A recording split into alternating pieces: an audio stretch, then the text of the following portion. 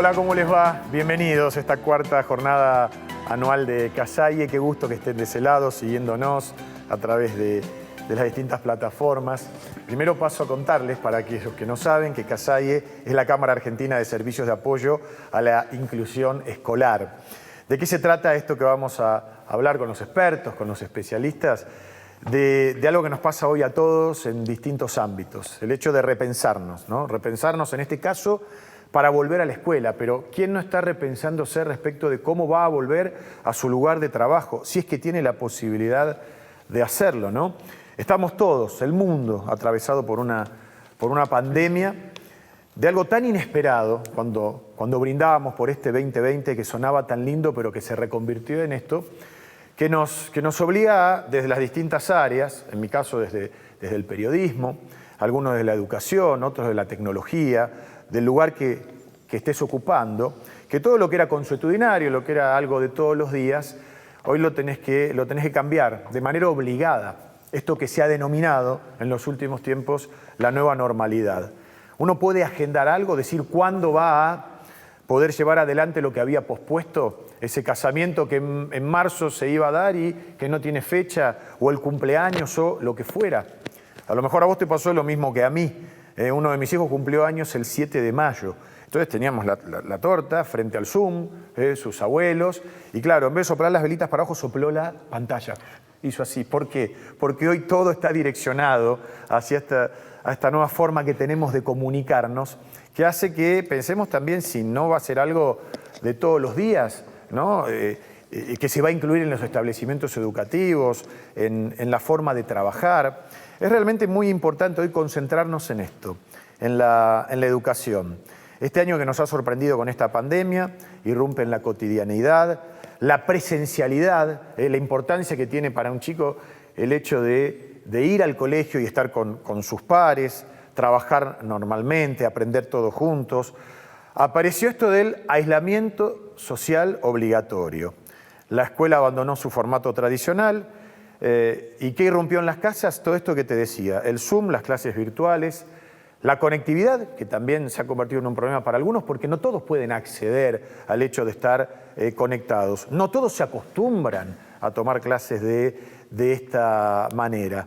Bueno, la discusión está planteada en estos términos y vamos a comenzar a presentar aquellos que vos vas a escuchar, que vas a poder observar y de alguna manera también sacar tus propias conclusiones porque vas a ver un espejo probablemente de lo que esté pasando con tus hijos, con tus nietos o con vos mismo. ¿Por qué no? Bueno, quiero presentar a Sara Arasi, psicóloga y psicopedagoga, presidenta de Casaye. Bienvenida, Sara. Gracias. Bueno, el gusto de que estés con nosotros compartiendo. Ahora voy a seguir con los otros invitados, pero quiero en principio que vos hagas brevemente una apreciación global de lo que nos hemos propuesto para poder realizar este programa especial y hacia dónde y hacia quiénes va dirigido. Bueno, muchas gracias. Buenas tardes.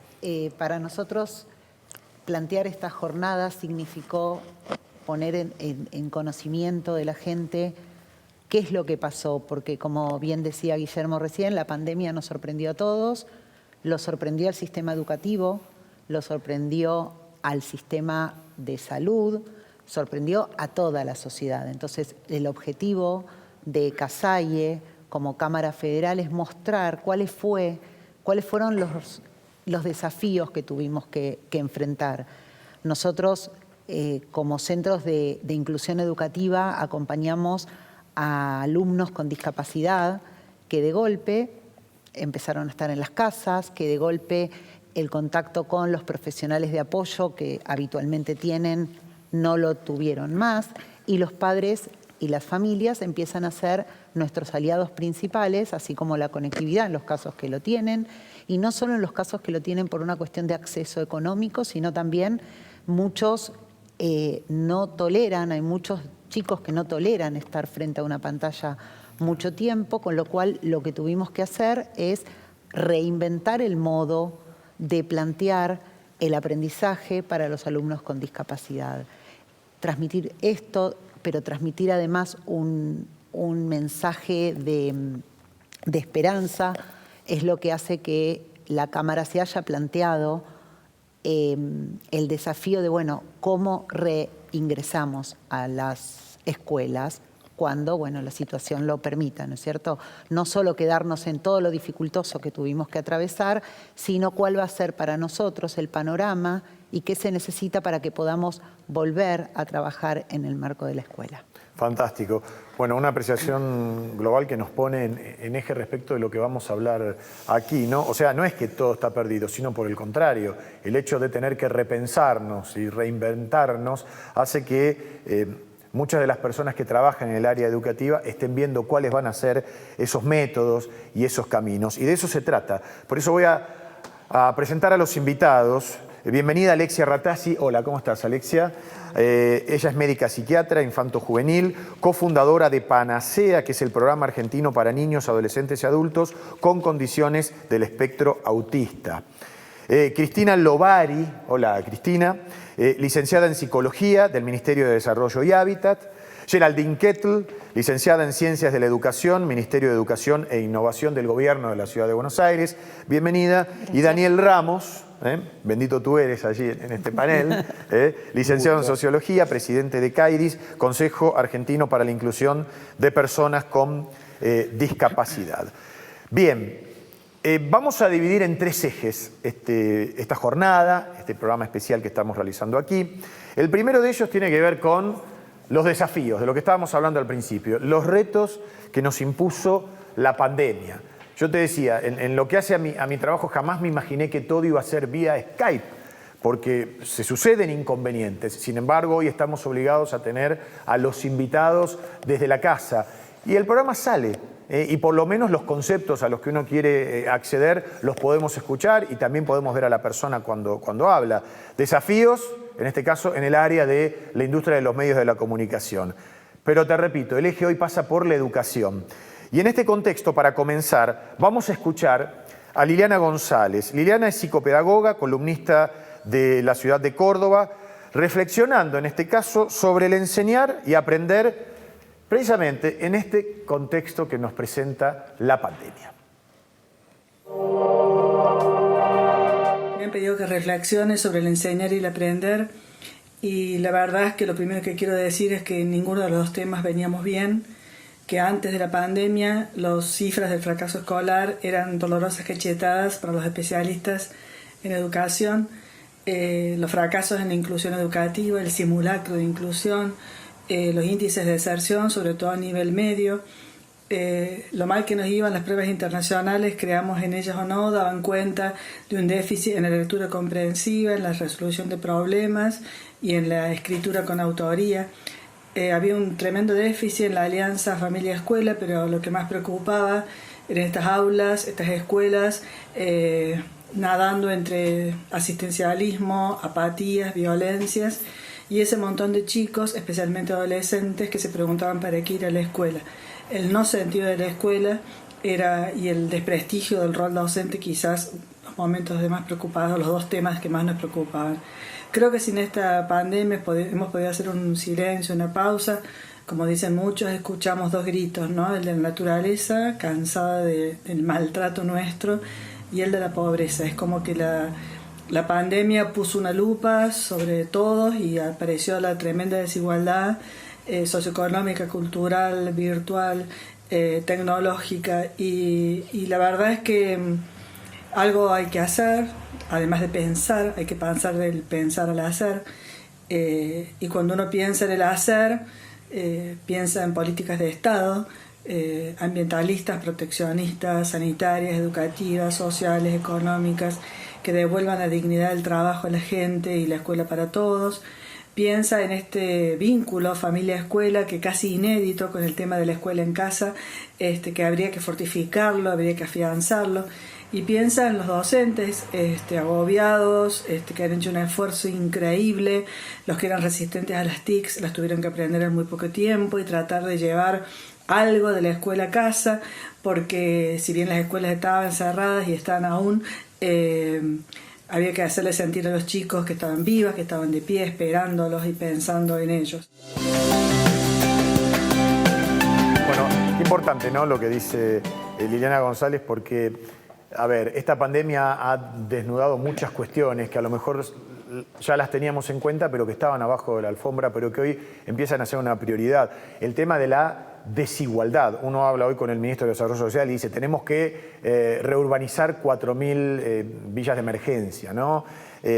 O el tema medioambiental. Cuando uno habla de medio ambiente siempre lo pensábamos para mañana. El medio ambiente es hoy, es ayer, a pesar de que todavía hay gente muy importante que niega lo que nos está pasando. O sea, el hombre en el medio de todo esto con mucha responsabilidad.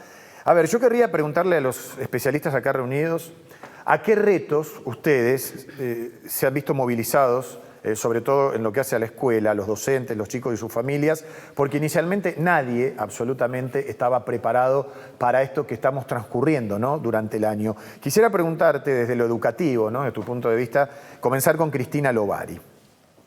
A ver, me parece que... Gracias por la invitación. Antes de empezar, creo que los desafíos sí son muchos, hubo sorpresa, no estábamos preparados para esta pandemia.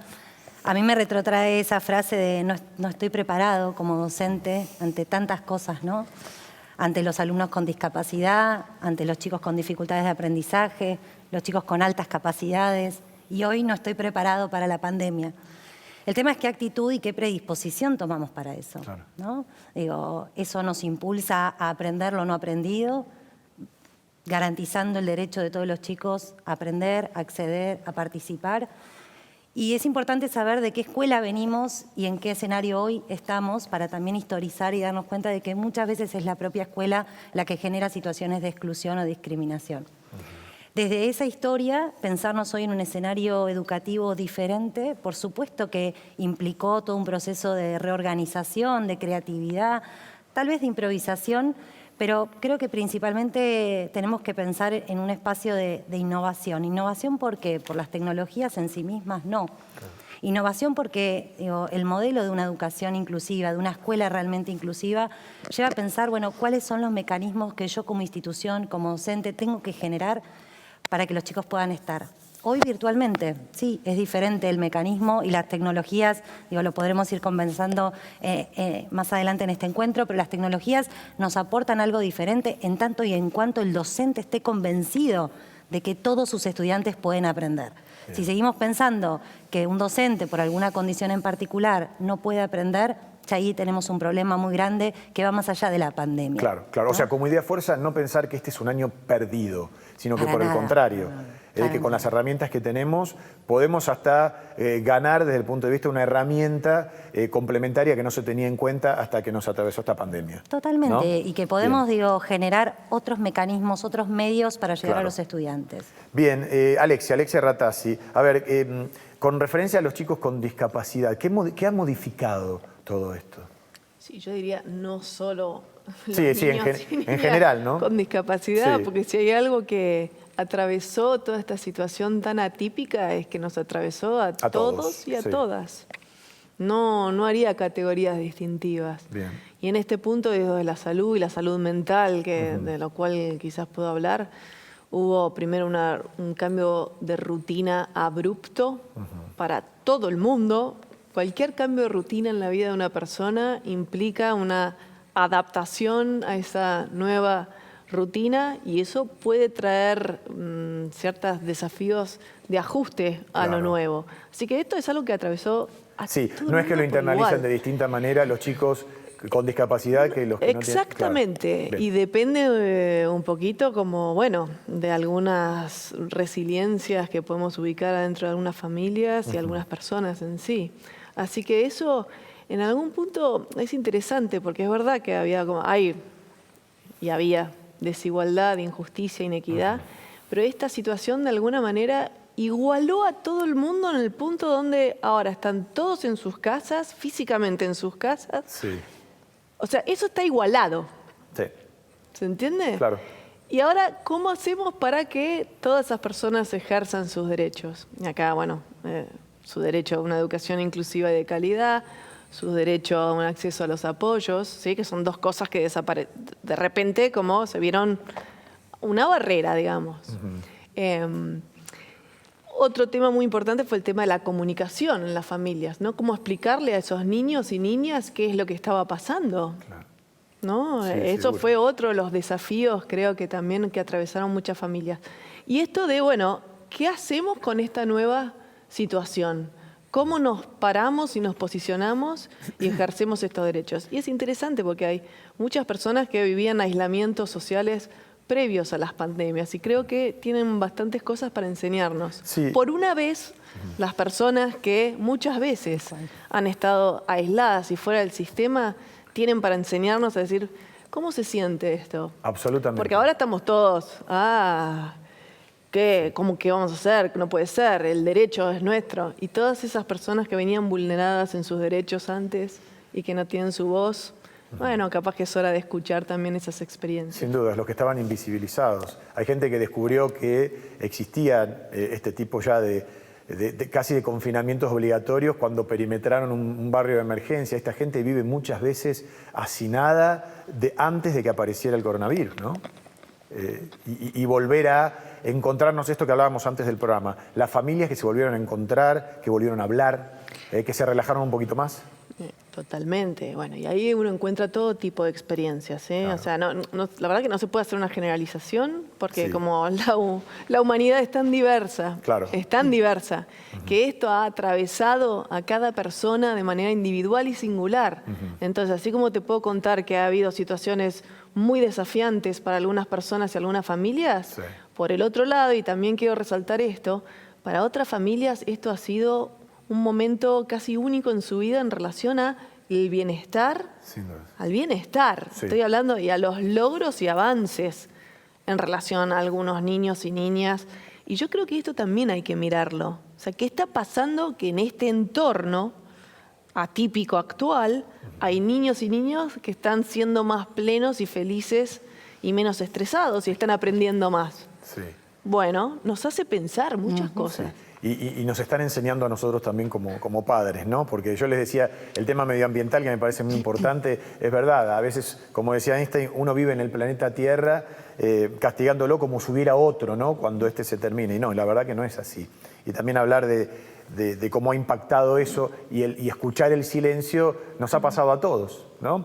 A ver, desde la virtualidad, Geraldine, ¿qué desafíos ha implicado, bueno, esto que hablábamos, la educación digital, que en este caso ha sido el recurso que todos empezamos a utilizar? Sí, bueno, primero para charlar sobre este tema, me gustaría un poco contarles cómo trabajamos nosotros desde el Ministerio de Educación en la Dirección de Educación Digital, más específicamente en INTEC. Hay un plan que se llama Plan Sarmiento, que ya funciona hace algunos años en el Ministerio, y este plan consiste en la entrega de equipamiento a todas las instituciones de todos los niveles, incluida la modalidad especial, y un acompañamiento pedagógico a esa entrega de equipamiento.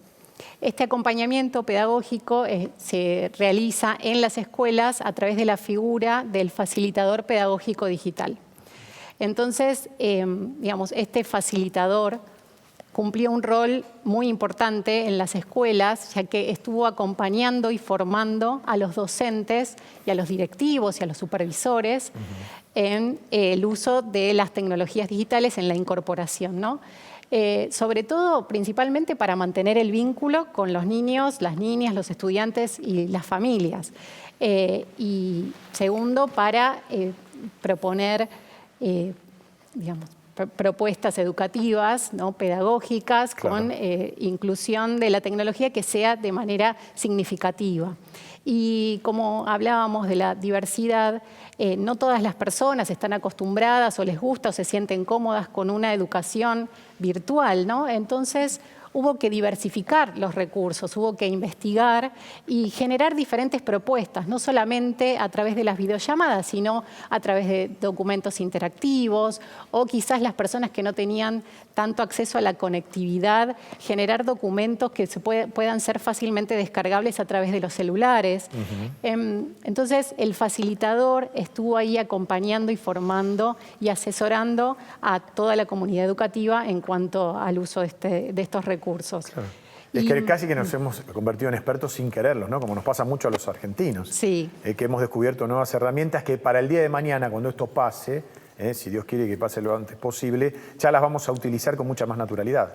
Totalmente. Y otra cosa también que es importante, nosotros desde la educación digital pensamos en que también tenemos que aprender a ser ciudadanos digitales, a entender que lo virtual también es real, que por el ciberespacio circulan personas y que del otro lado de la pantalla hay un otro al que hay que respetar y que también debe respetarnos. Entonces esto requiere construir ciertos criterios para hacer un uso seguro y responsable de Internet y de las tecnologías digitales. Sin dudas.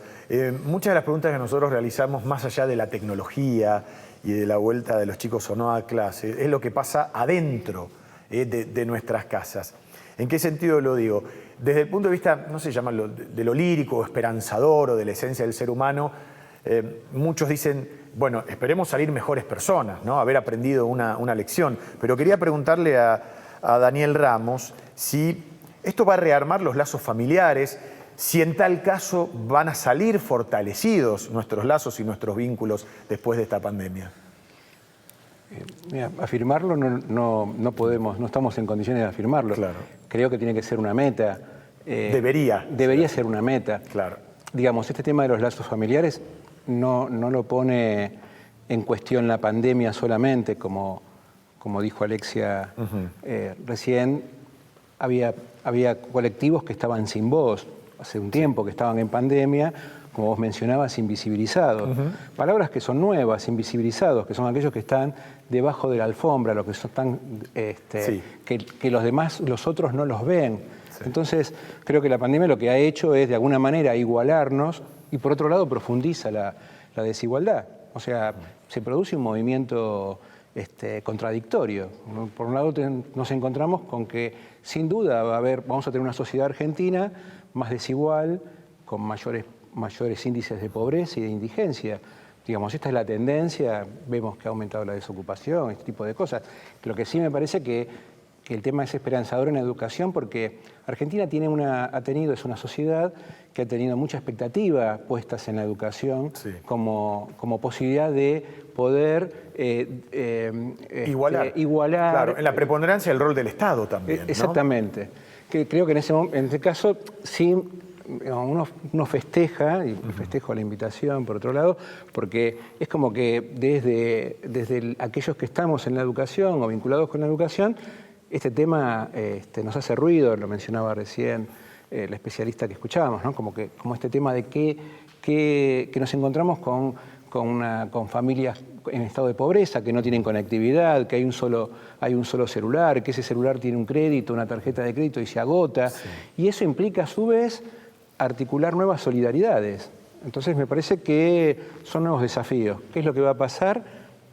La verdad que es incierto. La incertidumbre es una palabra que en este momento está circulando muy, muy fuertemente, ¿no? Sí. Pero creo que necesitamos la humanidad necesita ciertos agarres, ciertos sostenes, y la escuela, aunque ahora sea virtual, es uno de ellos.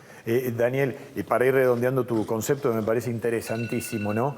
¿Qué le dirías a los chicos o a los padres para el día a día? Porque, viste, como acá ya ha dejado de existir la agenda, para tener siempre un horizonte que no los haga deprimirse, que no los haga bajar los brazos. ¿Qué consejo se puede dar? Bueno, creo que tendríamos que modificar algunas cuestiones de comunicación. Creo que no es afortunado hablar de aislamiento social, por ejemplo. ¿Ah, no?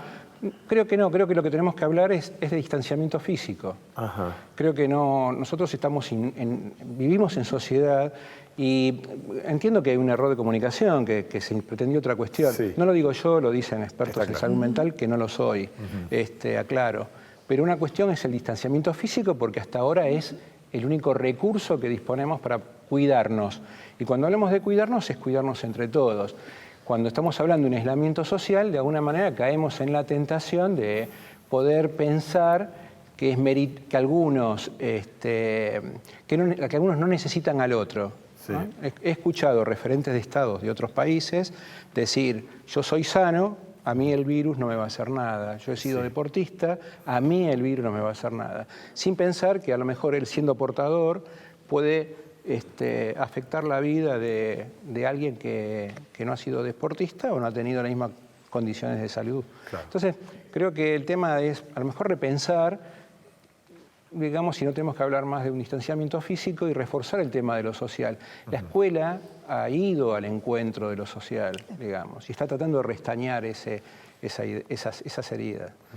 Me parece que es un tema como para pensar. Creo que la humanidad es esperanzadora, digamos, en sí, la vida es esperanzadora. Por eso a veces uno le preocupa desde lo social que haya habido ciertos movimientos que promuevan la negación del virus, por ejemplo. Entonces es como decir, esto no existe. Digamos, aberrante, impensado, sí, hasta claro, politizado, sí. Porque, a ver, los números de contagiados y de letalidad en países, no sé, pienso en Brasil, pienso en los Estados Unidos, ¿no? Están a la vista. Sin embargo, sus presidentes siguen promoviendo el hecho de que esto se trata solamente de una gripecita, se jactan de no usar barbijo y se convierte en una cuestión de republicanos o demócratas, cuando en realidad lo que hay que anteponer aquí es el cuidado de nuestra salud. La verdad que eso sí realmente ha sido impactante, ¿no? Sí, pero porque estamos hablando de vidas, en definitiva. Bueno, uno se pone a pensar hasta qué punto, digamos, la escuela ha formado esos dirigentes. Claro. ¿Y qué escuela ha formado esos dirigentes? Entonces, ¿qué tipo de sociedad ha salido de nuestras escuelas? Hablabas de un plan Sarmiento. Claro. Creo que ha habido por ejemplo, en su momento ha salido una propuesta pedagógica de Sarmiento, con todo lo polémico que era escribir sin la H, porque había que alfabetizar. Y entonces, me parece que, decía, si es una dificultad la H, porque hay que explicar, bueno, saquemos la H y nos jorobemos, está todo bien. Me parece que hay un tema de un encuentro y que realmente hay una vocación restañadora, digamos, de reparación de la escuela. Bien. Y la sociedad, particularmente la sociedad argentina, con todas sus desigualdades, carga con ese hándicap, ¿no? Seguro. Nosotros, vieron que el hombre propone y Dios dispone. Nosotros veníamos con una rutina en donde el segundo eje tenía que ver precisamente con el hecho del aislamiento social, que vos redefinís en algo que sí, que me parece muy importante. Es mejor decir distanciamiento, ¿no? El distanciamiento físico, porque aislarse significa ir hacia el individualismo, mi propia isla, para que nadie tenga que ver con el contexto que me rodea. Así que tomo esa propuesta para irnos ya al segundo eje, en donde vamos a hablar de, si se quiere, de lo que mal venimos diciendo, que es el aislamiento social, del distanciamiento físico, que es la referencia como la tenemos que realizar, para escuchar en principio ya a Raúl Muda. Él es médico, presidente de CEMARID, que es la Cámara de Entidades Médico-Asistenciales para la Rehabilitación Interdisciplinaria de la Discapacidad. Frente a esta situación, ¿qué pasó? Hubo más consultas médicas, se agudizaron algunos cuadros, hubo gente que dejó de atenderse, aparecieron nuevos cuadros de base. Escuchemos al doctor Muda. Gracias, Guillermo. Gracias, Casalle, por invitarme. Bueno, con respecto a la pregunta que me hacen, desde el 20 de marzo que comenzó este periodo de aislamiento preventivo y social y obligatorio, eso fue un impacto muy fuerte para nuestras instituciones, para las instituciones educativas, para nuestros pacientes, para la familia, ya que nos cambió súbitamente una modalidad de trabajo de la cual nosotros estábamos acostumbrados a realizar. Es cierto, desde el 20 de marzo nosotros tuvimos que reinventarnos en nuestra actividad. Nuestra actividad es básicamente presencial. Tanto la rehabilitación como el acompañamiento escolar es junto al niño o al adolescente. Nosotros, a partir de esa realidad, de esta realidad que nos encontramos, tuvimos que empezar a diseñar videos instructivos, cuadernillos, material educativo, que podía llevárselo uno a su casa o estar en comunicación por medio de este sistema de teleasistencia entre nuestras instituciones y los hogares, y poder trabajar así, a distancia, en una situación que tanto la familia como nosotros fuimos juntos aprendiendo. La familia no está acostumbrada ni está preparada para hacer una escuela en su hogar, ni tampoco un centro de rehabilitación en donde tenga que rehabilitarse el niño o el adolescente. Ellos también tuvieron que aprender igual que nosotros. El material que hizo nuestra gente, nuestros profesionales, fue excelente. Se pasaron horas grabando videos como para poder acompañarlo a los niños en su rehabilitación. No ha sido fácil. La verdad es que la situación de los niños con discapacidad no es la misma para todos. Hay muchos niños que no tienen la capacidad económica, por ejemplo, como para tener un sistema informático que se adecue a esta metodología de trabajo. También hay otros chicos con trastorno de la atención o de la concentración que es muy difícil mantenerlo frente a una pantalla un tiempo prolongado como para que cumpla una actividad escolar o una actividad física de rehabilitación. Entonces, eso nos demanda que nuestros profesionales se tengan que conectar varias veces en el día como para poder ir reemplazando con mayor frecuencia el poco tiempo que se puede quedar ante la pantalla ese niño. Bueno, ese es otro de los desafíos que hemos tenido. Con el paso del tiempo, comenzaron ya con síntomas de irritabilidad, de agobio, de cansancio, de angustia.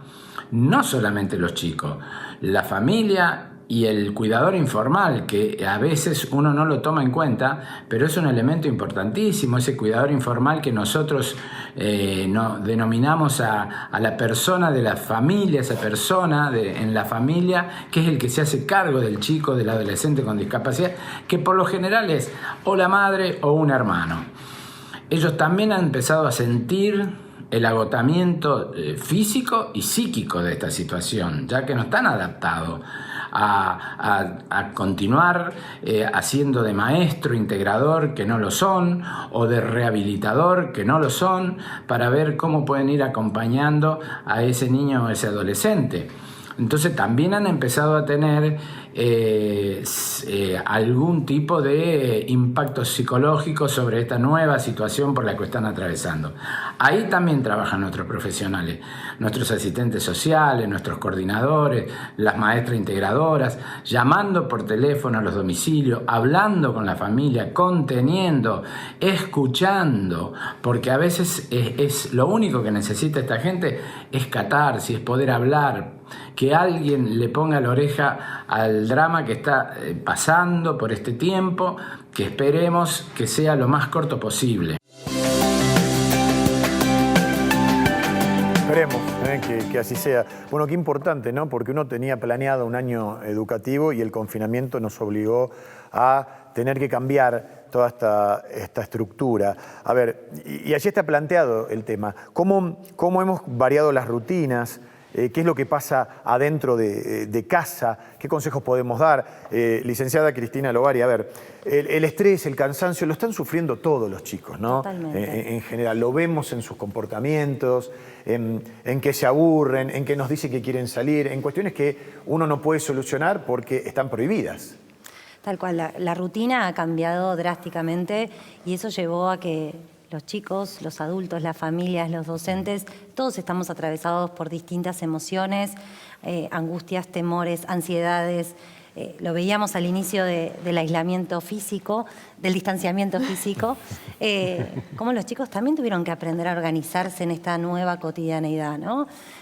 Las clases por Zoom, las plataformas virtuales, los materiales, pero yo rescataría, y valorizaría el rol de la escuela. Lo decía recién, hace un ratito, lo decías vos en términos del lazo, ¿no? Del vínculo entre la familia y la escuela, lo decía Raúl recién, esto de poder fortalecer ese vínculo. que la escuela también tiene una responsabilidad en términos de alojar y escuchar a todos sus estudiantes. Ser adulto referente para nuestros estudiantes es clave, ¿no? Entonces, si nosotros tenemos que suspender en una clase virtual, en una plataforma, una clase porque hay que alojar y escuchar a los chicos cómo están atravesando esta pandemia, me parece que las condiciones de aprendizaje van a ser mucho mejores. Si los chicos se sienten alojados, se sienten valorados, se sienten escuchados, aprenden mejor. La evidencia científica, en relación a esto es mucha. Entonces, en la medida en que demos lugar a esas emociones, a que los chicos puedan manejar esas emociones, tramitarlas, vamos a poder en realidad ellos van a poder aprender de esta pandemia. ¿Sí? Doctora Ratazzi, a ver, ¿hay algún método como para poder incentivar al chico a que hable, a que haga esta catarsis? Porque a veces esta situación de confinamiento, ¿no?, es como que lo retrae. La escucha, Raúl decía algo muy clarito, la escucha activa, es uno de nuestros grandes y más simples, poner la oreja, es escuchar, y esto desde la psicología básica es una de las primeras cuestiones. Pero yo te diría que, y acá es muy importante la figura de los cuidadores primarios, las madres, los padres y las familias. Hay que empoderar esa figura. Fíjense que esta situación lo que hizo es que de repente transformó a madres y padres y cuidadores primarios en multifunciones total. Sí. O sea, de repente no solo madres y padres, sino docentes, cocineros, limpiadores de la casa, acompañadores, ocio, disfrute. A ver, hay tantas situaciones, tantos sombreros que las madres y los padres se han tenido que poner de repente sin herramientas, y ni te cuento con niños y niñas que tienen algún tipo de discapacidad o condición donde hay apoyos de los llamados desde la salud para brindar. O sea que también terapeutas en algún sentido. Y creo que esto nosotros desde el punto de vista de la discapacidad, creo que acelerado, hay un nuevo paradigma en discapacidad que se llama el modelo social de la discapacidad, que lo que plantea es que los apoyos deberían estar en los entornos naturales de las personas. Claro. Si hay algo que aceleró esta pandemia, es que esta noción es clarísima. Y si las familias no tienen idea de qué herramientas o qué estrategias brindar a esos hijos, a esas hijas, estamos en problemas. Y cómo queda en evidencia la importancia de que sean esas personas que están en contacto con esos niños y niñas y adolescentes, sean los que tienen esas herramientas. Y lo pienso también porque me quedo pensando, en el mismo, cuando hablamos del proceso de enseñanza-aprendizaje, ¿no?, que es bidireccional, claro, ¿qué necesitas? ¿Qué es lo más básico que necesitas? Es otra persona, claro. Es otro ser humano. Saquemos todo lo demás, ¿no? Pero es otro ser humano, es el lazo social primordial. Es ahí donde se da la enseñanza y aprendizaje. Entonces, en última instancia, lo que tenemos que hacer es empoderar a todas las personas. Claro. Que tengan herramientas como para saber hacer eso. Sin dudas. Qué importante es ese concepto, ¿no? Porque esto vino de golpe y vino para quedarse, y uno va a tener que tomar un lugar que quizá no lo tenía en cuenta, pero que también como padres, ¿no?, que estamos en casa, aprendemos, vamos a agregar algo nuevo positivo en nuestra vida. Pero fíjate cuánto mejor les fue a esos padres que sabían cómo brindar apoyos a sus hijos y a sus hijas, cuánto, mejor estuvieron en lo de la autorregulación, claro, en poder manejar algunas cuestiones, en poder brindarles estimulación, en poder enseñar y aprender. Porque esto se dio en muchas familias, pero ¿de qué dependía? De que los cuidadores primarios tuvieran cierta cancha en este sentido. Y yo creo que esto nos invita mucho a pensar en esto, de vuelta, en empoderar a todas las personas, que todas las personas tengan herramientas, porque somos todos potenciales maestros y aprendices. Esta es la realidad. Seguro. Ahora, le pregunto a la licenciada Geraldine Kettle, ¿no?, porque la frase es: esta educación digital vino para quedarse. Pero en realidad no todos tienen el mismo acceso, la misma posibilidad, la misma conectividad. O sea, si vamos a ir a la educación digital, tenemos que igualar hacia arriba, porque hay lugares, no te digo recóndito, lugares del conurbano bonaerense, cuya conectividad es escasa o nula. Sí, ese es uno de los límites que tiene, digamos, que tenemos, y será un desafío para seguir trabajando, ¿no? Disminuir, digamos, esa distancia en cuanto a lo tecnológico y en cuanto al acceso. Y me quedo pensando en esto del rol de las familias, ¿no?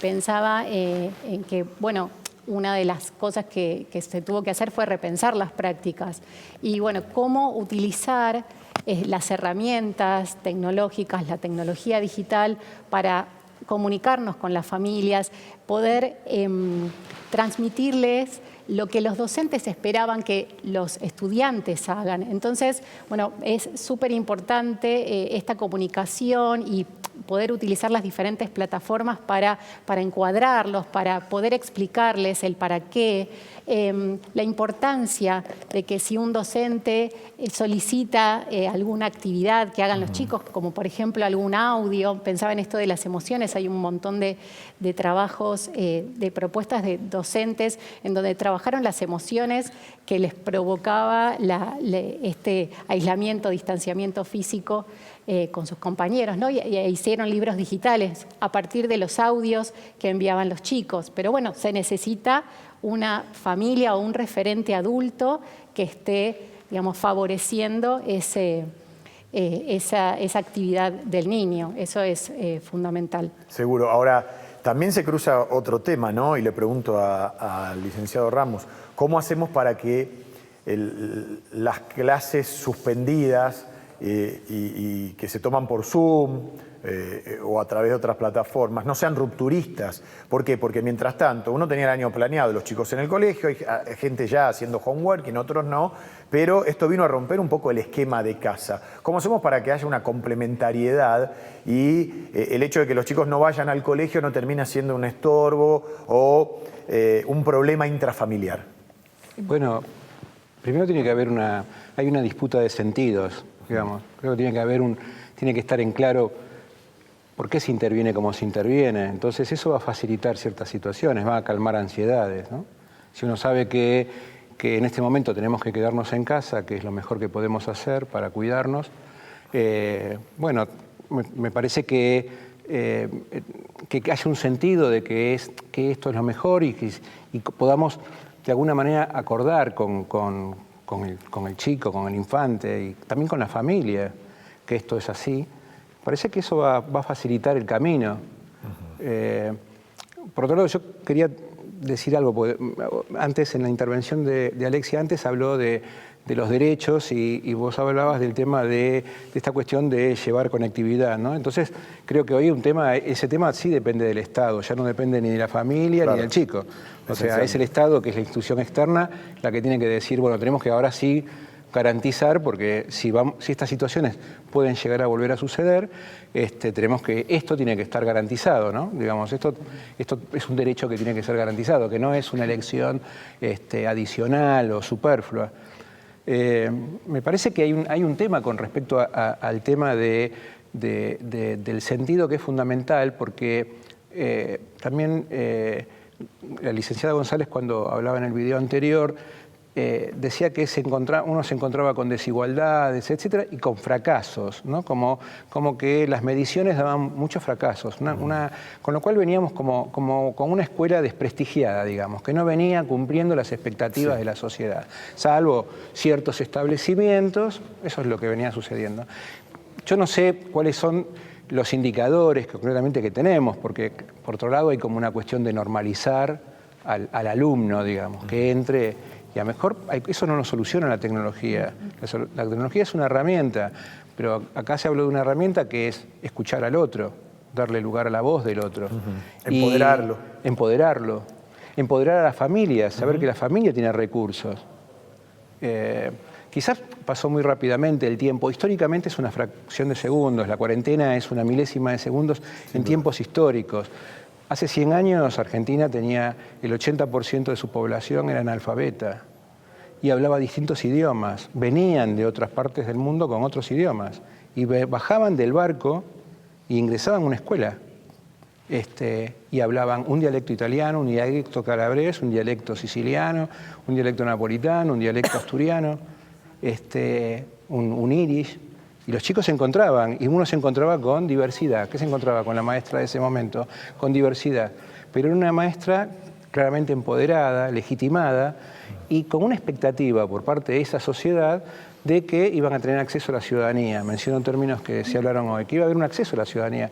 Hoy esa expectativa no está, porque uno lo que ve es mayor desigualdad. Claro. Entonces, quiero decir, hay partes que el empoderamiento, por otro lado, va unido a trabajar de qué manera podemos conseguir mayor igualdad. No nos soluciona la escuela, no va a poder igualar socialmente a sectores que no encuentran, no van a encontrar. Hoy hay gente que está en estado de indigencia, ¿no? Seguro. A ver. Y lo llamativo es que, por otro lado, nunca se han producido tantos alimentos en el país como se producen actualmente. Tal cual. La necesidad alimentaria antes de la pandemia llegaba a 8 millones de personas, hoy llega a 12. Claro. Entonces, hay cuestiones que son prioritarias, evidentemente. Hablar de la educación es fundamental, es un eje, un pilar para el crecimiento de cualquier país y un derecho irrenunciable, ¿no? Creo que cuando hablamos de educación, de salud, en eso estamos todos de acuerdo. Pero cómo vamos a salir de la pandemia también va a ser un grave problema, fundamentalmente por la pérdida de puestos de trabajo, por la reorganización que deberá ser por eso yo decía, la importancia del propio Estado, para ver cómo el asistencialismo se va reconvirtiendo en fuentes de trabajo. Bueno, todo un gran desafío que excede probablemente este debate, pero que hoy está en los medios de comunicación con un interrogante enorme porque, como decíamos, todavía no tenemos fecha de salida de esto que nos está pasando.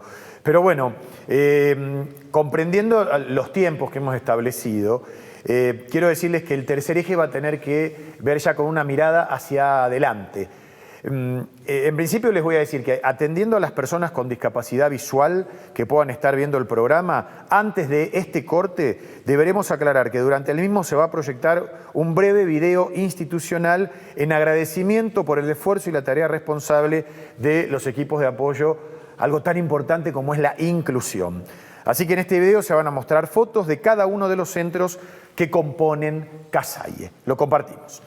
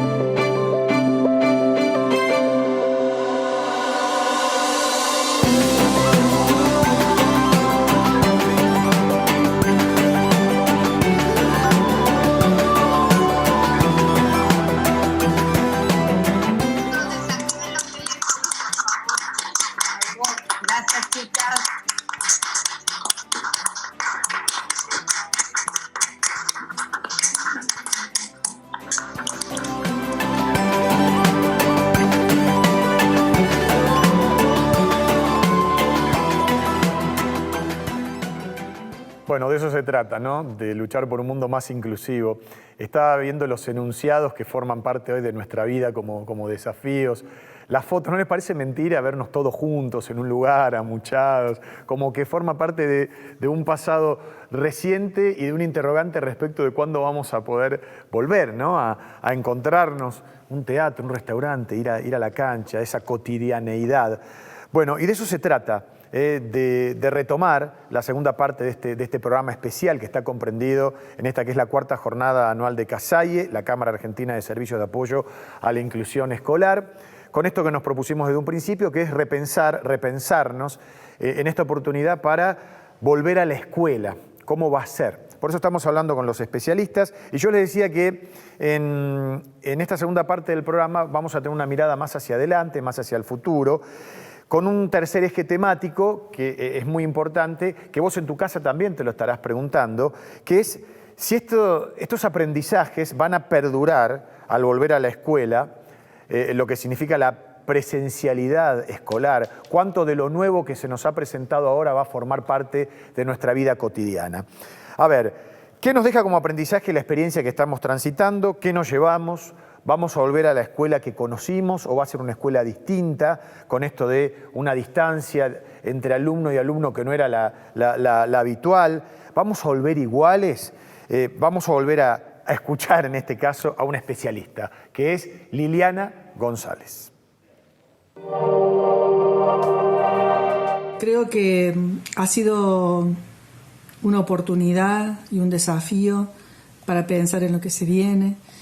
Y fundamentalmente tenemos que preguntarnos cada uno de nosotros qué aprendimos en esta pandemia y qué cosa nueva podemos llevar de esto aprendido al aula.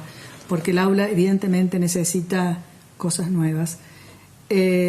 Aquellos docentes que se resistían a la tecnología hoy ya no pueden dar un paso atrás, ya las aprendieron, reconocen que es una muy buena herramienta y que puede cambiar la dinámica y el clima de las clases porque es el lenguaje de nuestros chicos de hoy.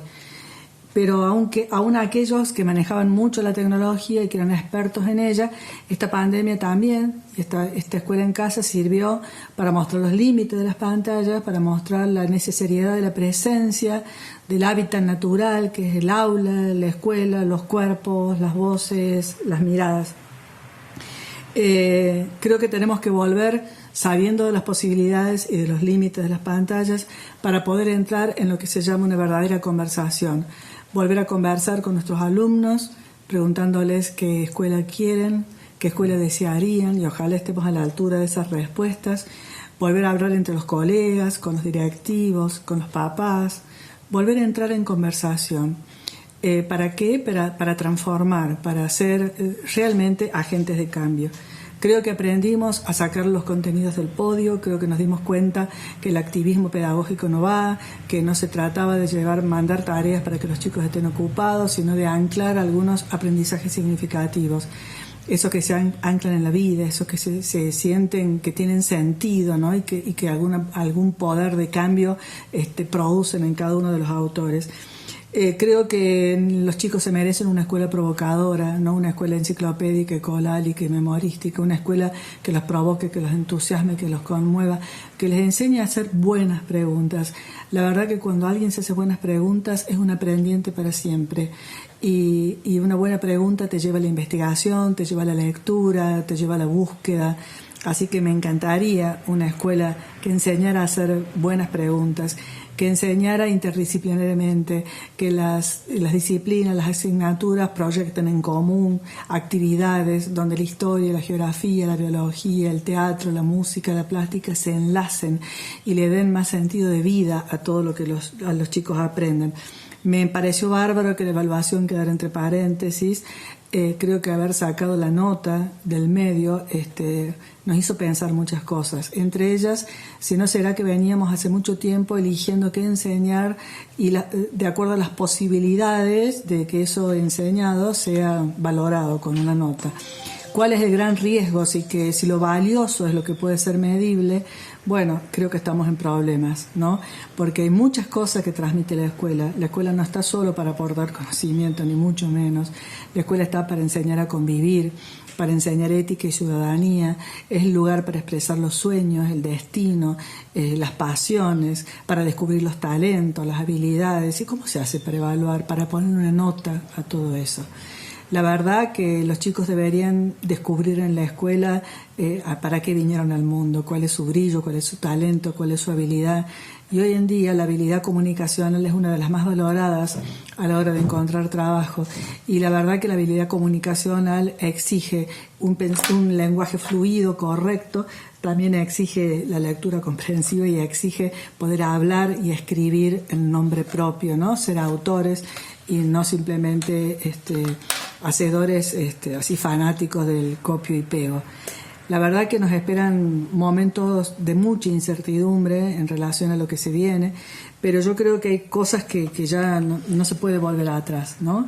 Creo que la batalla está clara y la batalla, por un lado, me parece, habría dos frentes de batalla. Uno es inyectar vida en los chicos, porque han estado demasiado rodeados, ¿no?, con el tema de la muerte.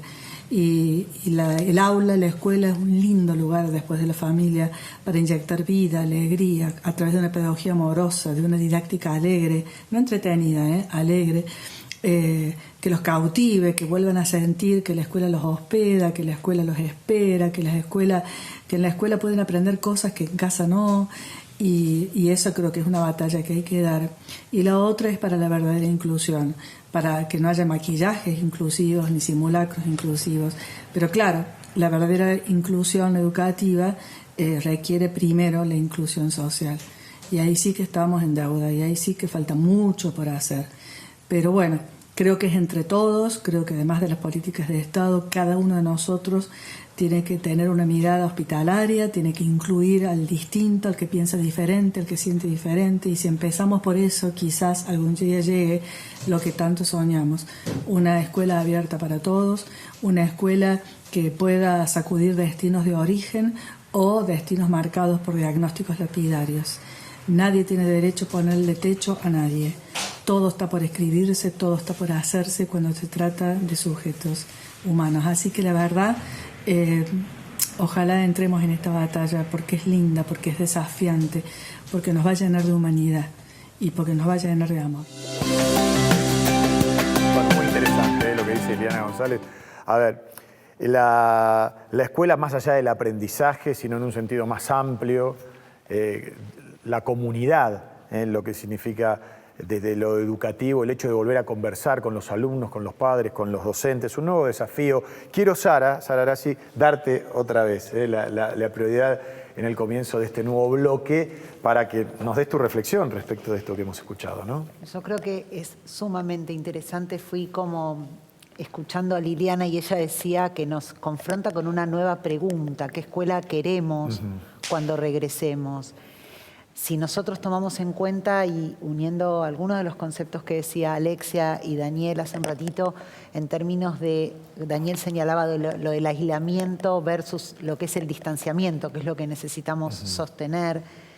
El hombre por naturaleza es un ser social, claro, con lo cual hablar de aislamiento ya es ir en contra de la misma naturaleza del hombre, y si lo llevamos al plano de la niñez, el aprendizaje, los chicos hoy extrañan la escuela. Ningún niño quiere ir a la escuela, ningún adolescente, pero extrañan el contacto con el otro. El aprendizaje es netamente en relación con otro. No es justamente, Liliana decía, enciclopedista, no, y justamente no debe ser así. El aprendizaje es con el otro y del otro, ¿no es cierto? Y todo eso es lo que hoy los chicos están extrañando. En este sentido, yo creo que como también bien decía Liliana, nos puso una lupa todo esto, ¿no?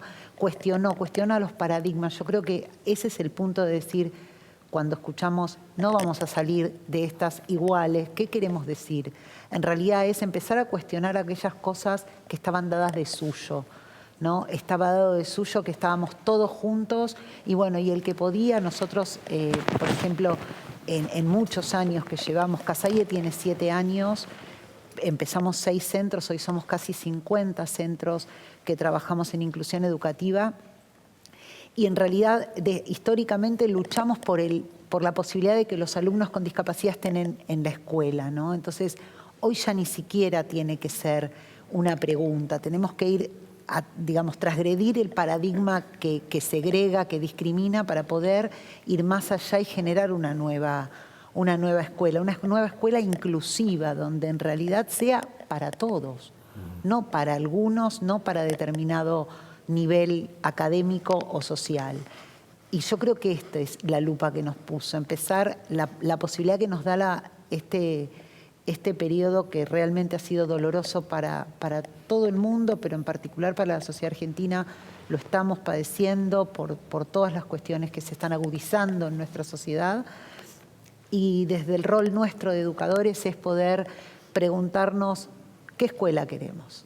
¿Queremos esta escuela que decía, no, este alumno acá no? ¿O queremos la escuela que lo incluya? Y desde este lugar, como bien decía Alexia, empoderar a todos los actores que están en relación con este niño o con este alumno, no solo a los padres, al portero de la escuela, al chofer del micro, a todos los que van a estar en el contexto social, porque la inclusión educativa es la que le permite luego, digamos, de alguna manera diariamente va horadando la piedra para generar una sociedad inclusiva, porque lo que es el prejuicio que viene del mundo de los adultos, en el mundo de los pares, no existe. En el mundo de los pares es Juancito, Pedrito, que puede tener su profesional de apoyo o no, que puede tener una discapacidad más visible o no, pero es ese sujeto. Los adultos tenemos otras construcciones, que es ahí donde tenemos que, a partir del trabajo cotidiano en la escuela, poder abrir y que se genere una sociedad inclusiva, donde se incluya todo, no solo la discapacidad, la diferencia en general. Claro, porque cuando hablamos de Argentina, Argentina son distintos países. Uno habla de capital, del conurbano, de la zona agrícola, del NOA, del NEA. Las posibilidades son distintas, depende de los lugares y cómo cada uno en su barrio, en su localidad, en su provincia, haya tenido las herramientas posibles para poder crecer, ¿no? Me parece que esto, digamos, como primera conclusión que podamos sacar, es que la pospandemia debe direccionarse hacia un esfuerzo de nuestros funcionarios de llevar a la Argentina a un plano de mayor igualdad. Totalmente. Por esto que hablábamos al principio del programa, de todos los que ahora son visibles, pero que han estado postergados o invisibilizados durante tanto tiempo. A ver, le pregunto a la licenciada Cristina Lovari, ¿cómo te imaginás la escuela de la presencialidad, la del futuro, cuando vuelvan los chicos a clase? ¿Va a ser la escuela burbuja? ¿Cómo van a ser los recreos? ¿Cómo van a ser los chicos para mantener un protocolo? La verdad que es todo un desafío y espero que post pandemia no nos encontremos con la misma escuela, ¿no? Una escuela que ya hace mucho tiempo viene siendo interpelada sobre su práctica, sobre su modo de alojar a todos los estudiantes. Y sí, claramente va a ser un desafío enorme para los gobiernos, ministros de Educación Nacional, jurisdiccional. Celebro que desde el Consejo Federal de Educación, que son los espacios de debate para alojar a toda esa diversidad que tenemos a lo largo del país, estableciendo un piso de cuáles van a ser las cuestiones o las distintas condiciones epidemiológicas que se van a necesitar a la hora de volver a la presencialidad. Pero sí me parece importante destacar que toda decisión, acto administrativo, protocolo, realmente contemple a todos. ¿Sí? Un acto administrativo no puede ir en contra de la continuidad o de la trayectoria educativa de un estudiante, sobre todo en aquellos estudiantes con mayor vulnerabilidad. A esto me refiero en lo que tiene que ver con la articulación entre los acompañantes, los distintos apoyos que un estudiante con discapacidad puede contar, cómo va a ser ese proceso de vuelta a la presencialidad, aulas burbuja, en función de la cantidad de chicos que pueden estar en un mismo espacio, manteniendo esa distancia física tan necesaria en una primera instancia, pero que no perdamos de vista el derecho de los chicos a tener su escolaridad en igualdad de condiciones y que no puede haber un impedimento administrativo, protocolar a la hora de esa escolaridad, ¿no? Entonces, que ojalá los gobiernos contemplen, en esos protocolos toda esa diversidad y que cada jurisdicción, a nivel, de cada provincia, en la Ciudad de Buenos Aires, hagan ese proceso de adaptación y a nivel de las escuelas también, para nuestra escuela. Estos son los criterios básicos epidemiológicos que necesitamos respetar. Pero ¿cuál es nuestra comunidad? Digo, tenemos chicos con un proceso de inclusión, tienen su acompañante o maestra de apoyo, bueno, cómo se va a dar esa articulación con su docente. Digo, si no empezamos a anticipar esa vuelta a clases en la escuela, digo, por ahí sin querer, porque a veces es con buenas intenciones, pero no nos damos cuenta que creamos una norma, un protocolo que excluye en vez de incluir. Sin dudas. Más allá del tiempo que transcurra, porque todavía no sabemos cuándo van a poder volver los chicos, te pregunto, Alexia, para que no sea choqueante, porque los chicos quieren volver, pero a su vez cuando vuelvan se van a encontrar otra vez, después de haber estado confinados tanto tiempo, en algo a lo que se habían desacostumbrado, ¿se entiende? Yo creo que el gran shock ya ocurrió. Ajá. Sí, o sea, el primero es todos adentro, Y el shock fue todos adentro. Ese fue el gran shock inicial. Claro. Ahora es un aprender a caminar con la oportunidad de cambiar cosas. Yo creo que hay que cambiar muchas cosas y de repente se nos abre. A mí me gusta ver mucho el vaso medio lleno siempre de las cosas y me parece que tenemos que tener esa mirada porque nos ayuda también como seres humanos. Claro. Entonces es hora de pensar cómo vamos a soltar todas esas cosas que ya no nos sirven más en la manera de pensar los sistemas, paradigmas. Hay muchas cosas para soltar y hay muchas cosas para recrear nuevas. Y por suerte la creatividad es una actividad que nos hace muy bien a los seres humanos. Entonces es una oportunidad para ser creativos y para repensar y pensar y reflexionar también nos hace bien y nos hace evolucionar.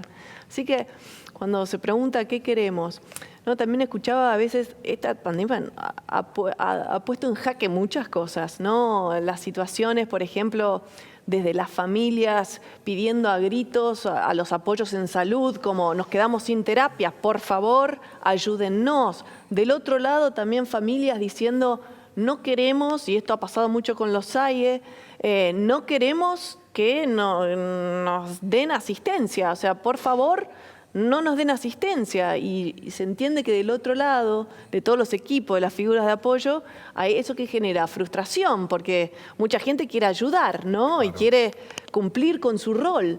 Y quizás ahora se trata de entender otras cosas, porque también tenemos que tratar de entender y respetar los procesos de cada persona y las necesidades de cada persona. Y que esto nos hace, ¿qué? Cultivar ciertos valores, volver a nuestros valores. Digo, volver a cosas tan básicas como el respeto, como la paciencia, como la amabilidad. Digo, si volvemos a eso, capaz que podemos ofrecer otras cosas. Está bien, queríamos ofrecer un apoyo, que somos expertos en eso, y capaz lo que necesitas ofrecer es una oreja y ponerte a disposición y trabajar con tu frustración y aprovechar a ver cómo trabajo con mi frustración y empoderarte vos. Digo, como cualquier profesional, cualquier docente, cualquier figura de apoyo, cualquier persona. Entonces, cuando volvemos, ¿qué quiero? Bueno, si a mí me preguntan qué quiero y qué sueño. ¿Qué querés? No voy a decir todo porque este programa no bastaría para esto. Pero quiero una convivencia en diversidad. Quiero que se respeten los derechos de todos los seres humanos. Son cosas como muy grandes, ¿no? Y que una cosa más específica. Quiero que no exista más la división salud y educación. Y con esas tres me quedo por el momento. Uy, la tercera que tiraste da para un programa entero, ¿no? Sin duda. Para trabajar. No, seguro. Si algo nos han enseñado, sobre todo los que hemos seguido carreras humanísticas, es no renunciar a las utopías y no verlo como utópico, sino todo lo contrario, sino verlo como desafío hacia adelante, como políticas de Estado, si querés, ¿no? A ver, les propongo escuchar a ver qué dice Raúl Muda al respecto. Espero que todo esto que a nosotros nos está pasando sea positivo, porque a lo mejor también nos ha enseñado otras herramientas terapéuticas que podemos echar a mano, no solamente en periodos así de una pandemia o de una emergencia sanitaria sin precedente como la que estamos atravesando, sino a lo mejor alguna de estas herramientas también la podemos utilizar y anexarla al tratamiento habitual que llevábamos adelante antes de que hubiera esta pandemia y poder aplicarla para mejorar aún más nuestra función dentro de nuestras instituciones.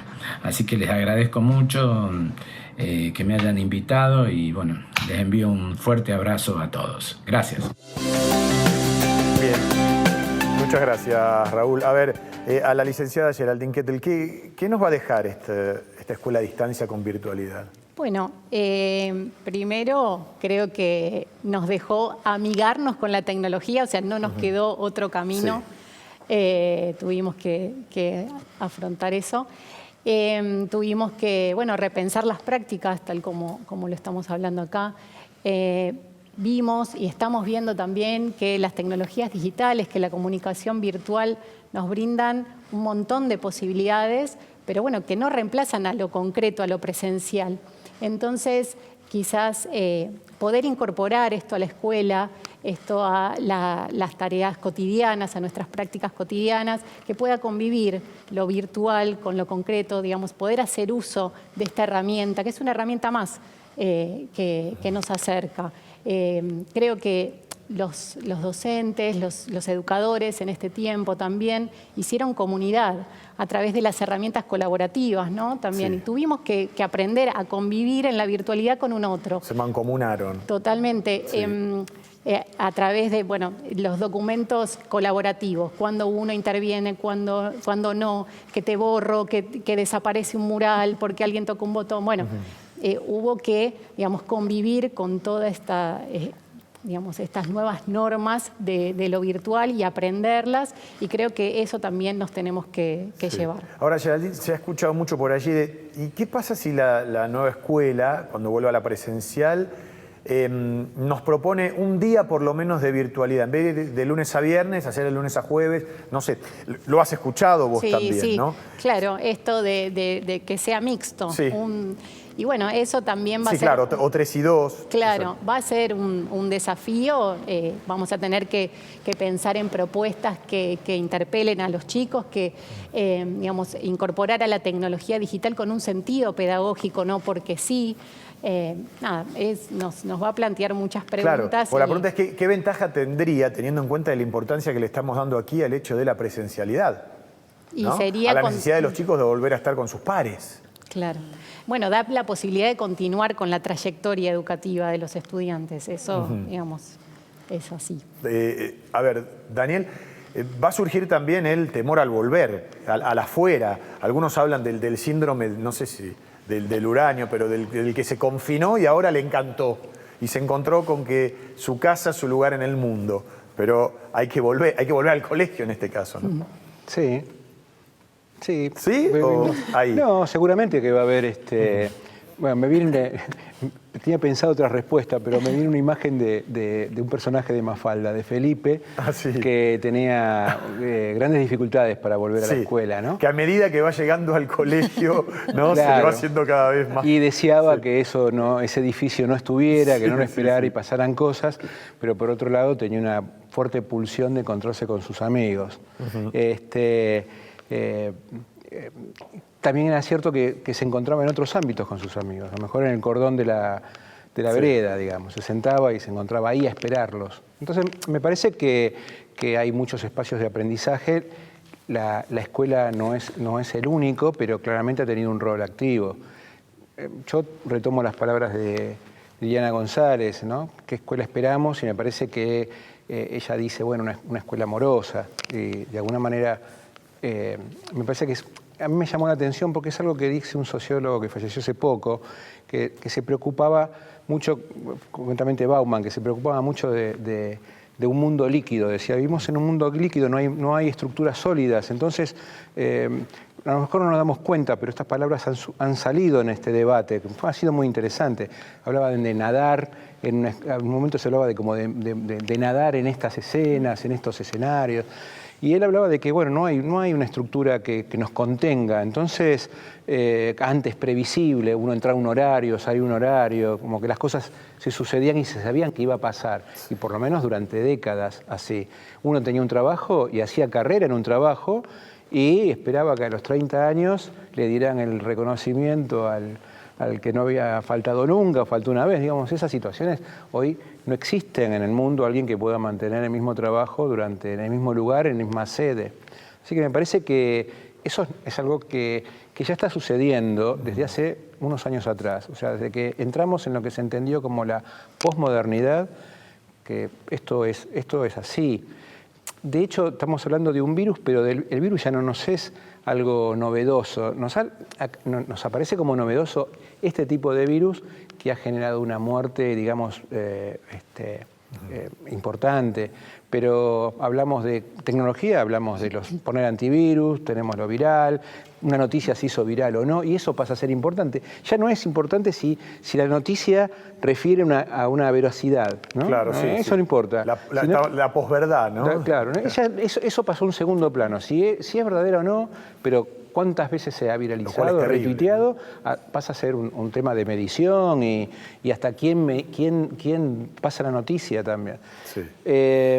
Creo que necesitamos una escuela que contenga la diversidad y entiendo que los dispositivos educativos son un fuerte componente de reproducción de desigualdad o de democratización e inclusión de la diversidad. Y la escuela, y en Argentina particularmente, ha tenido muchísimo avance en eso, con errores y con desaciertos. Me parece que es positivo. Hoy estamos discutiendo, no sé, hasta hace unos años hablábamos de los trastornos del espectro autista y quedaba como naturalizado hablar de trastornos, y hoy estar sentado al lado de Alexia y decir trastornos es como que no le da escosor.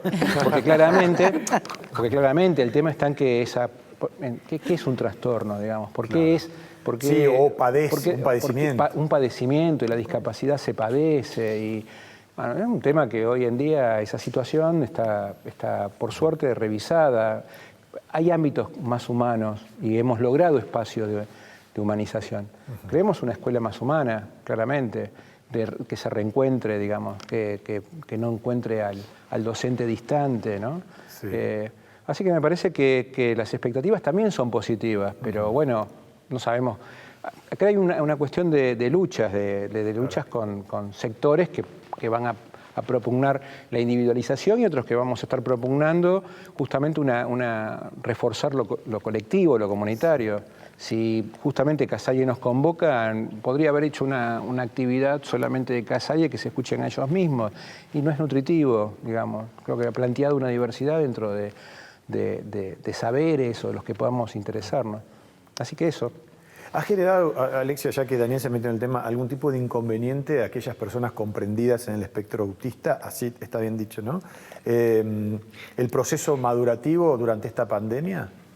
Depende. A algunos les ha hecho muy bien este tiempo, pero muy bien que te lo refieren los padres diciendo nunca estuvo tan feliz como en este momento, nunca aprendió tanto, es la primera vez que me dijo mamá.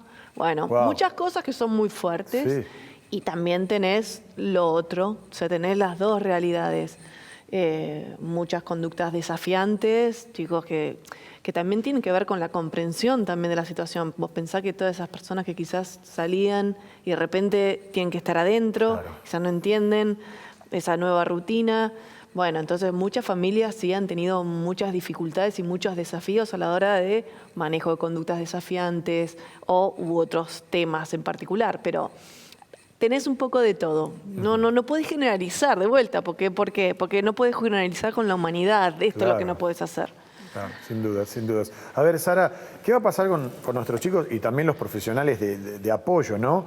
Que no puedan respetar alguno de los protocolos de estos que venimos hablando ya desde hace tanto tiempo. A ver, distancia social, el uso de los tapabocas, de los barbijos.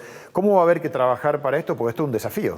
Sin duda, y tomo lo que decía Cristina, que el protocolo que se estandarice tiene que incluir estas variables. O sea, no tiene que ser una barrera para la inclusión. No, justamente.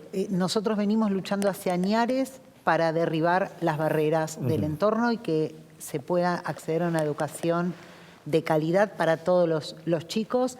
Y esto no queremos que sea una barrera, que el uso del barbijo o la distancia social, ¿no? Que la distancia que tiene que haber, la cantidad de gente que puede haber dentro del aula, que el profesional de apoyo que tiene que estar dentro del aula esté contemplado en el número de gente que puede estar adentro, ¿no? Porque en esto de que van a ir una cantidad de chicos según los metros cuadrados, bueno, es una cantidad de chicos, pero algunos niños van acompañados, o algunos alumnos van acompañados con sus profesionales de apoyo, que sean contados, porque si no, el protocolo es una nueva barrera que vamos a tener que tratar de derribar, y ese es justamente el desafío para que no ocurra. Sí, y yo decía, hablando de desafíos también, el Estado va a tener que estar preparado para recibir a muchos chicos que estaban comprendidos, por ejemplo, en la educación privada, ¿no? Cuyos padres hoy no tienen la posibilidad de poder seguir haciendo esa erogación mensual y se van a encontrar también con otro desafío, ¿no? Totalmente. Los establecimientos educativos dependientes del Estado o aquellos que reciben alguna ayuda mensualmente. Y es obligación del Estado, además, Claro, darle educación. Claro, Así claro. que, sí. Que esto va a tener Va a más ser una volumen nueva- en la totalmente. pospandemia. Sí. Hay que prepararse de hecho, para eso ya también. estamos viendo padres que han sacado a sus hijos de las escuelas, sobre todo en los niveles iniciales, los más chiquitos que no son obligatorios. Tenemos un número de gente que decidió no mandar más a su hijo a la escuela durante este año, y bueno, ¿no? Es complicado, y después muchos que, como vos bien decís, van a pasar del sistema privado al sistema público. Seguro. A ver, antes de terminar con este encuentro que es realmente enriquecedor, vamos a escuchar el mensaje que nos ha dejado Carlos Scliar. ¿Lo dije bien? Scliar. Sí. Él es escritor, investigador del CONICET y del área de educación de Flaxo. Este es su mensaje. Como bien saben, en estos tiempos tan complejos como inéditos, algunas preguntas esenciales sobre lo humano, sobre la humana comunidad, han resurgido en algunos casos, en otros casos las preguntas son nuevas, quizá para una generación, y que tiene que ver por un lado con qué se puede aprender durante una situación que nos deja en carne viva, una situación dolorosa, una situación que de alguna manera quita la habitualidad de la vida cotidiana, de lo que consideramos es una suerte de andamiaje para que algunas actividades, algunos pensamientos puedan funcionar. De pronto, delante de algunas experiencias de desmoronamiento que algunos pueden haber padecido individualmente, pero que en este caso se trata de lo colectivo, de lo común, resurge también la idea de lo pequeño, de las formas pequeñas de la política, de la compañía, del cuidado, de la educación. Y una serie de interrogantes se encarnan en cada uno de nosotros, de nosotras. Por ejemplo, si podremos ser mejores, si el mundo podrá ser mejor, si la vida de quienes sobreviven podrá ser mejor, si el mundo anterior acaso era el que deseamos ahora. También resurge aquella pregunta sobre qué significa ser lo suficiente para acompañar, para cuidar, pero también para sentir y pensar. Generalmente, aprender quiere decir darse cuenta. Y a veces demoramos la vida entera en darnos cuenta de cuestiones trascendentes de la existencia personal, de la existencia colectiva. Para que permanezca algo necesitamos tiempo, pero también es cierto que hay cuestiones urgentes a resolver. Una de ellas, a mi modo de ver, tiene una fuerte relación con el mundo precedente. Nosotros venimos de un mundo acelerado, voraz, que impulsaba a la niñez a no tener tiempo para su infancia, a no tener tiempo para liberarse, de esa condición grave y pesada de sostener el mundo y de sus problemas de hambre, de miseria, de injusticia. Por eso, si por un lado creo que para darnos cuenta hay que esperar, porque darse cuenta es la mejor forma de aprender y para eso tenemos que dar tiempo, hay que hacer tiempo. Por otro lado, creo que este es el momento, el instante en que debemos pensar en carne viva qué se puede aprender de una distancia, de un aislamiento, de la pérdida de algo. Creo que en relación directa con la escuela habrá dos motivos fundamentales para darnos cuenta ahora, aquí, lo que pudo haber pasado con nosotros. Una, el poder elaborar y reflexionar sobre lo extraño de este tiempo, lo inhabitual, pero también insistir en pensar lo extraño del tiempo anterior. Y lo otro es pensar lo que se ha extrañado, como si estas dos palabras tan parecidas, tan semejantes, extrañar y extrañamiento, dieran pie para relaborar, para reinventar eso que llamamos el regreso a una escuela que será distinta, el regreso a un encuentro que será distinto. Distinto y necesario, distinto y esencial. Porque la escuela es un tiempo y un lugar aparte, porque la escuela no tiene una forma consagrada, aunque es bueno conservar sus tradiciones, sus repeticiones y sus rituales, pero también es necesario recuperar lo que en este tiempo ha sido el sostén dado por los educadores a un sistema que parecía desmoronarse. Allí apareció no solo la tarea, no solo la evaluación, no solo lo que parece ser la técnica pedagógica. También apareció la impronta del arte, de la filosofía, del cuidado, del compromiso, de la responsabilidad. Quizá una nueva imagen del educador se haga presente en el mundo. Ese es mi mayor deseo. Que ya no haya más precariedad ni provisoriedad en el trabajo de los educadores y que a partir de ahora, una vez más, surjan de las cenizas las posibilidades de otra forma de educación, no ignorando a los olvidados, a los desechados, y pensando que para la niñez lo más importante es tener infancia. Interesantísimo, ¿no? ¿Qué más uno puede agregar? A tantos conceptos que algunos son aspiracionales y otros tienen que ver con cuestiones que nos pasaron y que tenemos que repensar. Este juego de palabras que hacía Carlos Scliar con referencia a lo extraño como algo impensado y que no teníamos en los planes, y el extrañamiento de algo a lo que queremos volver, ¿no? Que es el colegio, la presencialidad. A ver, no soy yo el especialista acá, sino un periodista que intenta hacer un nexo entre alguien que nos ha aportado tanto sobre el final de esta jornada, de este programa, y los expertos en la materia.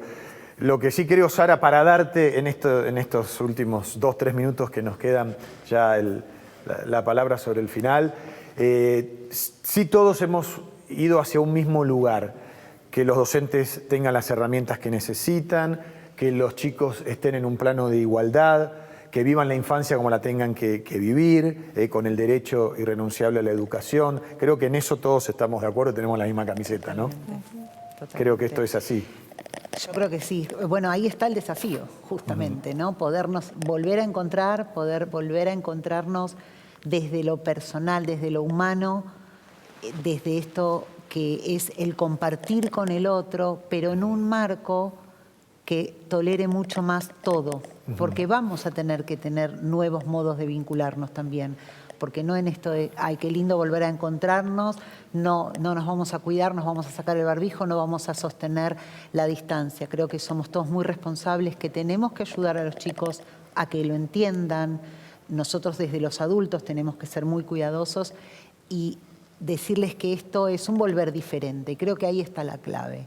No volvemos como el 10 de marzo, sí, sino volvemos con una realidad diferente porque nos ha atravesado a todos y justamente es responsabilidad de todos el regresar. No depende simplemente de que nos digan, bueno, ahora se puede volver a las aulas, sino todos y cada uno somos responsables de ese volver a las aulas y de sostenerlo y de cuidarnos para poder seguir yendo a las aulas y no que esto se haya sido un esfuerzo en vano. Sin duda, quiero volver a decir, creo que si uno no se ha sentido interpelado, cuestionado o invitado a pensar nuevas formas a lo largo de estos meses, es que le ha pasado toda esta situación por el costado, ¿no?